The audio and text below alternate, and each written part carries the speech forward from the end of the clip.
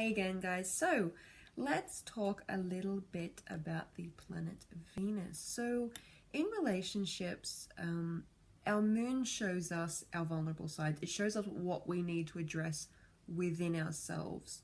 So you know the whole thing about love yourself and then other people will love you and all that kind of thing. You do that through your moon sign. So that's where you deal with you. And if you I don't believe that you need to love yourself in order to be loved by anyone else, because I don't believe that we have to earn love. But I do believe that if you want to have a healthy relationship, you got to have a healthy relationship with your moon sign. You have to know how to fulfill your own needs to a great extent, which is all evident in where and what your moon is doing in your natal chart. So even if you don't know what your needs are, explore that sign, explore that house, and you'll find it's a lot more fulfilling than maybe you had yet realized, because especially as children, we tend to only experience the lack of whatever our moon sign desires. So for me, someone who loved verbal praise, as a child, I would feel so rejected if no one told me I did a good job, but I couldn't articulate at the time that verbal praise was more important to me than getting an ice cream or something, if I did my chores or whatever thing. So as an adult, I now know that, and I can take responsibility for that, and I can satisfy myself with those things, to the extent that if someone else provides emotional validation through a lovely testimonial or really good feedback or something, it's a bonus, and I just light up like the sun. I'm like, oh, this is so wonderful. But I'm not hanging on the end of the phone or the email inbox hoping someone validates me in that way, So for you, get right with your moon sign, and then your relationships become so much easier with everyone. Now, let's talk about Venus. Venus is very, very important for women as well. So where the moon sign represents our mother, and it can also represent older women. So again, if you have been treated strangely, or you've had older women mentors, or that will also be represented by your moon.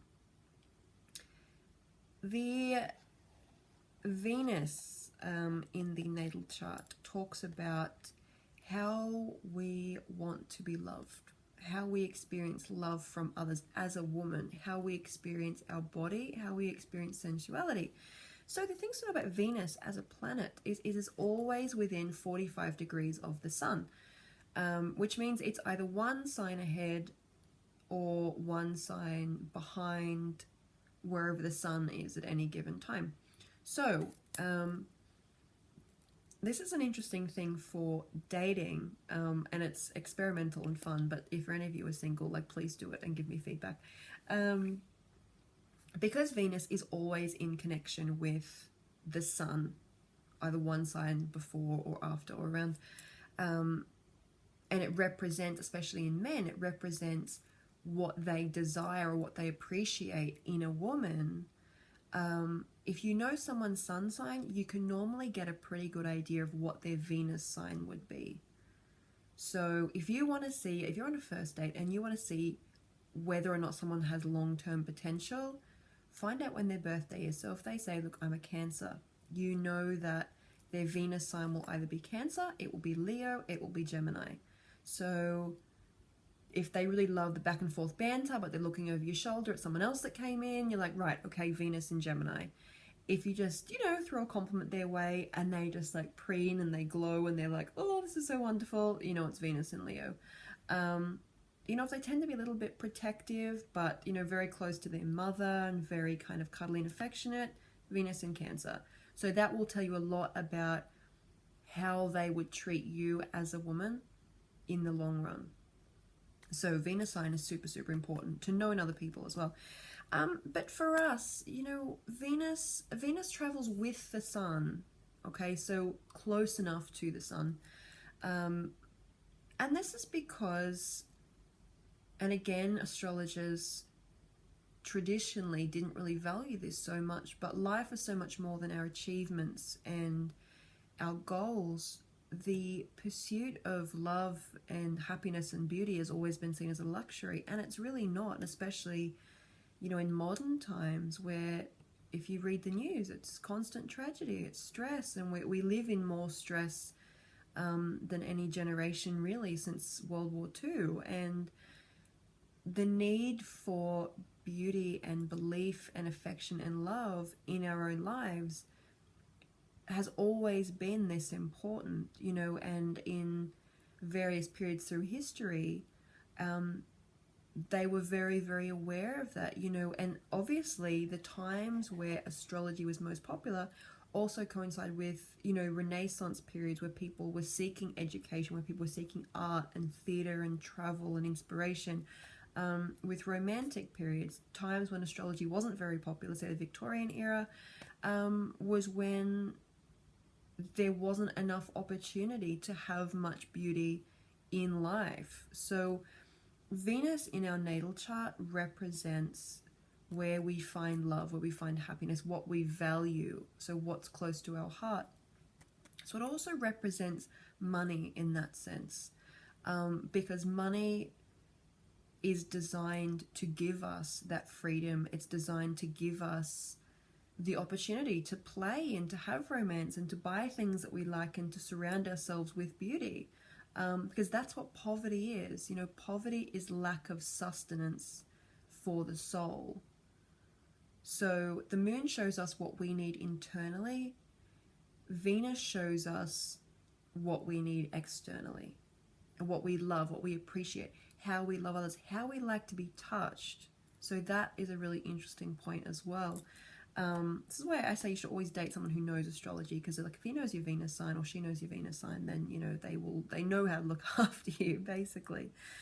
But it's where we go for comfort and where we go for satisfaction and belief, you know, because the sun, of course, illuminates and brings attention to wherever it's transiting. So as the sun lights its way through our life and our life journey, Venus is always nearby. Venus is always where we retreat to recharge and restock and find the gorgeousness in life and the gorgeousness in having picked a human life where we like affection, we like to be touched, we like romance, we like beautiful things, whatever they may be to us specifically. It talks about our relationships, our friendships with women as well. So again, like the moon, it's worth looking at what planets are aspecting your Venus, because that will tell you a lot about your relationships with women, a lot about how other women perceive you. And if you know that, then you can work around that. Especially because, you know, we all need girlfriends, we all need our soul tribe, we all need people that appreciate us for us. So if you're wanting to find women on your wavelength, look at your Venus and look at the planets that are impacting your Venus. Venus shows us how we engage in relationships, so what things we appreciate, what things we do for others. For men, like I said, it represents how they project onto women, so what it is that they want in their ideal woman, or what it is that they're looking for in relationships, or how they behave in relationships. We'll talk a little bit more about Mars next week, because Mars is about sexuality, about passion, about connection. But Venus for all genders, definitely talks more about the emotional connection, the romantic connection, our style, how we express ourselves, our creativity, whatever that may be. So again, look to the house that it's in, because the house that your Venus is in is where you need extra beauty to survive, or where you need to bring creativity and balance, where you definitely don't need conflict, where you need to believe in something. You know, so if you have Venus in the 11th house, like you need to believe in the goodness of humanity. And so when you read things on the news, it would hurt you more than almost anyone else, because your sense of beauty and faith and belief comes from your 11th house, which represents, of course, ideals and humanity. if you have Venus in the 6th house of work and of ritual and of service, you find beauty in helping others. You find beauty in the small things, in the day-to-day things. So if someone comes along with, you know, a big gushy gold necklace thing for you, it might not have as much meaning as someone, you know, handwriting a card for you. So when you can understand your Venus, what has value to you, that really, really benefits from relationships as well. And if your partner or your chosen partner or whatever has a moon or a sun in your Venus sign, you tend to have a really strong attraction, or they have an attraction to you. So if you get vibes off someone, I mean, I ask everyone what their birth date is anyway, but if you get vibes, you know that vibe you get off someone, you're like, I can't tell if they hate me or if they're magnetically attracted to me, or like, what, there's something weird going on. Find out when their sun sign is, because there's a high chance that their moon sign or their sun sign will be the same as your Venus, which is when people are attracted to you and they can't tell you why. It also represents our relationship with money, because we are supposed to have a healthy relationship with money. Money isn't just supposed to be able to pay the bills, but it's supposed to keep us in comfort. And again, like the moon, if we go too far overboard into whatever it is that our Venus wants, we miss out on the basics. We miss out on where we're going. We miss out on awareness, which is our sun sign. So again, Venus is designed to be complementary to our sun sign journey. It's our recharge point. It's what we do to add beauty and happiness and love to that path. So Venus will tell you a lot about where you would meet someone, the kind of, I mean, Mars will tell you, and I'll talk about this next week, Mars will tell you about, if you're into men, what kind of men you are attracted to. Venus will tell you what kind of women you're attracted to. But regardless of what your preference is, Venus will tell you where you're likely to meet someone that you would be attracted to. So, I mean, if someone has Venus in the 9th house, straight up, I'm like, you need to go overseas. You need to meet someone foreign. You need to go to like a Vietnamese cooking class or a language class or something like this. You know, if your Venus is in the 3rd house, you'll probably marry the fella next door, or it would be a friend of a friend or something like this, because, you know, it's the sign of communication. It's probably someone you meet on Facebook. It's your next door neighbor. It's like the best friend of your brother or whatever. So look at the house your Venus is in, and even look at the sign that your Venus is in, because it'll show you the kind of energy that you find most attractive. So again, if you tend to attract relationships that have had their difficulties, I've said this before, there's always a high road and a low road of every sign and every house and every energy. So I have Venus in Capricorn. The high side of Venus in Capricorn is people that have a lot of integrity. They work very, very hard. They have a really great work ethic. They appreciate the basics. They have their shit together. The low side of Venus in Capricorn could be someone who's money hungry, someone who's status hungry. A lot of celebrities have Venus in Capricorn. You know, power couples, but someone who's staying with someone for that reason. So, or you can attract people who are obsessed with their work, people who are workaholics, people who drink on the job, people that are power hungry and masochistic. So there's two ways of every sign in every house. There's a high road and there's a low road.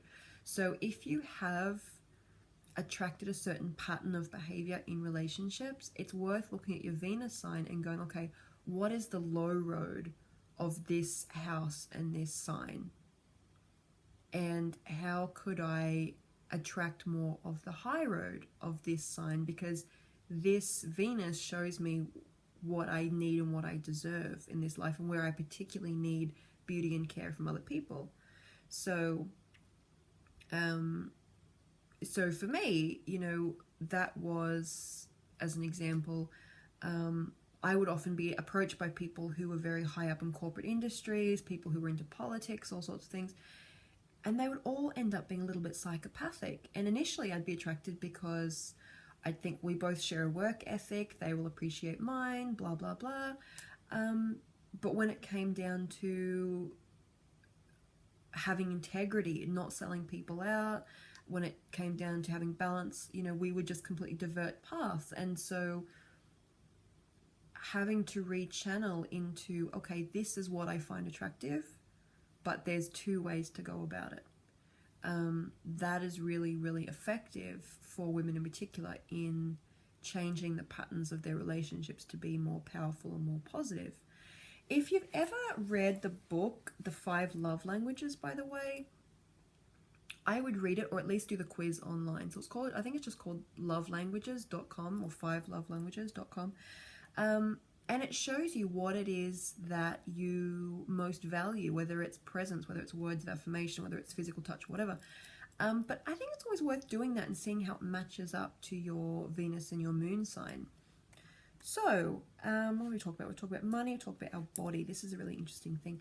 Venus will often show you your relationship with your own body. Okay, so do you think you're beautiful? Do you think you're attractive? What is your ideal of beauty in other people? And does that impact how you treat yourself? Do you compare yourself a lot to other women? Are you insecure? You know, all those things will come into your Venus sign as well. So that's something really important to think about. But again, embody your Venus. You know, Venus is where you are a goddess naturally. Venus is where you have divine feminine energy. This is where you have beauty, whatever part of your chart and in whatever way that the sign expresses that you have your Venus, that is where you are at your most beautiful. So, you know, if you have Venus in Cancer, you are at your most beautiful when you're at home, when you're painting, when you're singing, when you're cooking, when you're, you know, just reading a book. But if you're, you know, looking as a Venus in Cancer and you're looking at supermodels going, oh my God, why am I not a supermodel?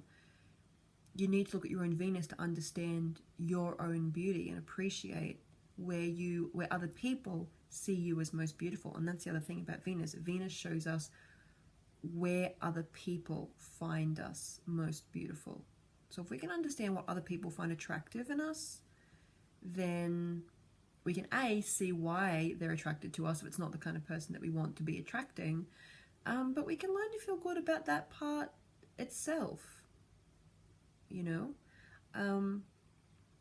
So Venus is a really, really interesting planet. So one other thing that I love about Venus is, so we know Venus in most parts of the world is the morning star, okay? So it's the first star we see in the morning. So again, every morning the sun rises, like wake up, go to work. But the first star we see is Venus in the sky as a reminder of take a breath, it's a new day, opportunity, look how beautiful the sunrise is. And that's what Venus reminds us of. But also Venus's orbit is really fascinating because it doesn't travel in a circle. Venus's orbit travels in 5 points, which traced make a heart shape around the sun, which is another reason why she represents the planet of love, because she traces the heart shape around the sky. Also, when tracing the full orbit of Venus, it also makes the 5-pointed star, the pentacle or the pentagram, which is of course the symbol of witchcraft, which means, you know, I follow the goddess. So this is why people for thousands of years have been so fascinated by Venus, because she doesn't follow the orbit of every other planet. She kind of does, you know, she follows the sun, but she does it her own way. And she inspires in her own way. And that is what's so important about where your Venus is in your chart, because that's where you inspire people. That's where you are most beautiful. That's where you are unique. And as a woman, it's so important to embody your Venus, because it's important that we find beauty in ourselves, in other people, in what we do. You know, knowing our moon sign and our Venus sign reminds us when things are horrific or when things are just exhausting of, why are we doing this again? Why are we here? Why have we chosen to be in a human life this time around? You know, and both of those will show you how to tap into your divine feminine energy, your intuition. Okay, so that is Venus, love, money, beauty, the physical body, female relationships, sisterhood, the divine within, you know, and the moon is emotions and vulnerability and needs and our mothering, our intuition, our instinct, all those kinds of things. So let's talk quickly about Juno, okay? Juno is one of my favorites. She is an asteroid, so she travels very quickly. She's not one of the traditional planets, but I think as a professional astrologer, when I'm doing relationship astrology readings, I always look at Juno, because Juno in Roman mythology was the wife of Jupiter, and she was extremely loyal to Jupiter. Now Jupiter was also Zeus, king of the gods, and he had lots of lovers and he had lots of little jaunts and experiences, but he committed to Juno. Juno was his wife. She was queen of heaven. So Juno in our natal chart shows us where someone is that will commit to us. So that is why we call it the soulmate planet. Juno is where your Jupiter is. So whether it's a man or a woman, depending on your preference, I'll say man in this case because we're talking about Jupiter. Juno shows you where the person that will bring growth and love and heart expansion and commitment to you is. So Venus shows you, you know, how you act in relationships, what you need in relationships, what you enjoy, romance, love, all those sorts of things. But your Juno shows you, right, when you're ready to settle down, get married if that's what you want to do, commit, find a life partner if that's what you want. Look to what sign your Juno is in for your partner's energy, and look at the house to see where you would meet them and what it is that you would do together. So that is Juno, and she's so fascinating to work with in relationship charts. There was something else I was going to say as well. Yes. So when we talk, those are the three, I guess, emotional relationship planets. But when we talk about relationships in astrology, I've talked a little bit more about this in the other video, but we also look at the 5th house. So any planets in the 5th house will talk about dating and romance. Any planets in the 7th house or on the descendant will talk about committed relationships in your life. So if you've got any planets in either of those houses. The 5th house will also talk about children if you want them or if you have them. And the 9th house actually is very interesting. Traditionally, this is called the house of the second marriage. So if you have any planets in the 9th house, that tends to be potential relationship as well. So if you're looking at love, looking at options, trying to attract someone new into your life, trying to embody the real you to attract your soulmate, look at your Juno, look at your Venus, deal with your moon sign and express it in the best possible way, and also see what's going on in your 7th house and your 5th house, and then potentially in your 9th house as well. So that is love and emotions in your natal chart. I will leave you with this for now, and we will speak very soon. Of course, if you need anything at all, just drop me a wee email. Okay, girls, good night.